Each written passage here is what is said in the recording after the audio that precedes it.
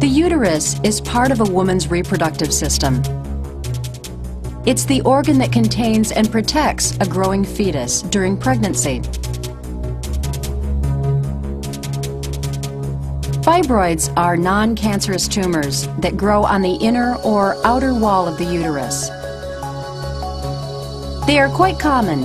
As many as 20% of women over 30 have them. In most cases, fibroids do not cause any discomfort and are never detected. Occasionally, however, fibroid tumors can cause problems. Complications from fibroid growth can include pressure on the urinary system, pressure on the intestines, interference with the reproductive system, or infection. Because these tumors can grow to be very large, surgery is usually recommended in order to restore health and to protect the uterus.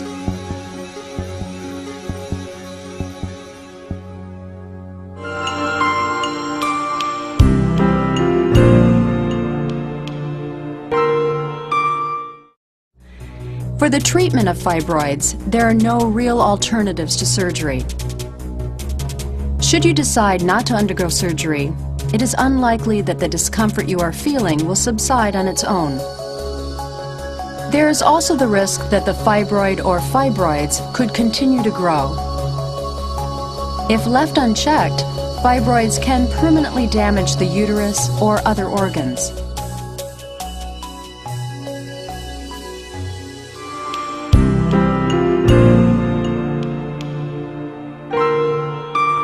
On the day of your operation, you will be asked to put on a surgical gown. You may receive a sedative by mouth, and an intravenous line may be put in. You will then be transferred to the operating table, and the anesthesiologist will begin to administer anesthesia, most probably general anesthesia by injection and inhalation mask. The surgeon will then apply an antiseptic solution to the skin and will place a sterile drape around the operative site. After you are asleep, a horizontal incision will be made across your lower abdomen. Your doctor will use an instrument called a retractor to pull the skin aside, exposing your abdominal muscles. The surgeon then separates the muscles by making a vertical incision. Another retractor is used to pull aside the muscles and hold them in place. The fibroid will now be visible. Using a pair of forceps, your doctor will take hold of the fibroid and pull it up and away from the wall of the uterus. Next, your doctor will cut the connection between the fibroid and the uterus.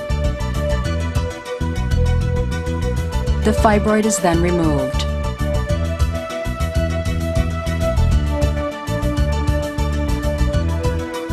A series of stitches are used to close the incisions. First, the uterine wall is closed.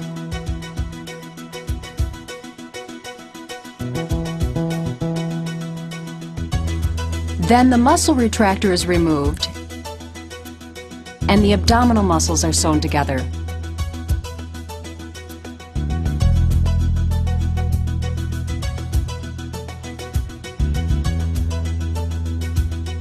Finally, the incision in the skin is closed.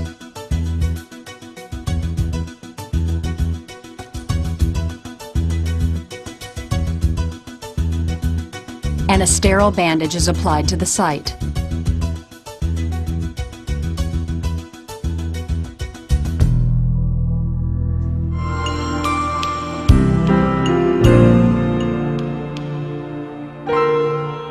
Most patients experience at least some pain following surgery, but if properly handled, it shouldn't present any serious problems. Pain used to be regarded as an unavoidable side effect of surgery, but today, pain can be managed with great effectiveness. And as the patient, you have an important role to play. Before surgery, be sure to ask the medical staff about the type and duration of pain normally associated with your surgery. Find out in advance about your pain management options. Work with the staff to develop a pain management plan. Discuss your options. There are alternatives to drugs that can lessen your need for pain medication. Ask your doctor for help in finding a pain management class.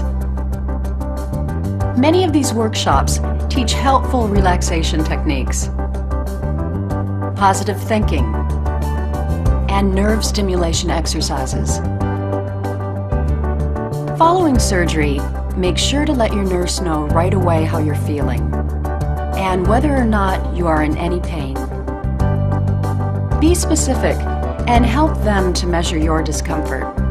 If you're having trouble expressing yourself, try to rank what you're feeling on a scale from 1 to 10.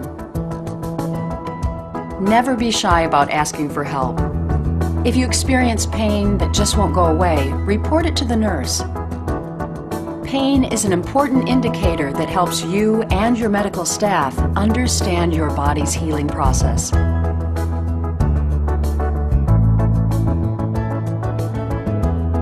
While you're in the hospital, your medical team will continue to monitor your body's immediate reaction to the procedure just performed.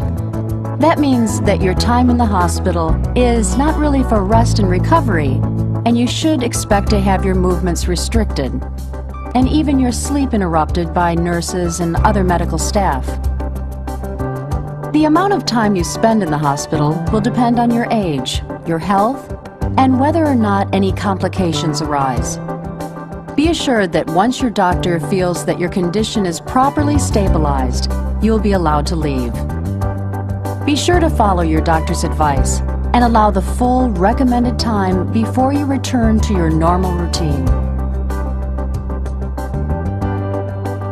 Fibroid removal surgery only rarely leads to complications. Possibly serious complications following surgery are unlikely. They include infection, excessive bleeding, accidental injury to the uterus,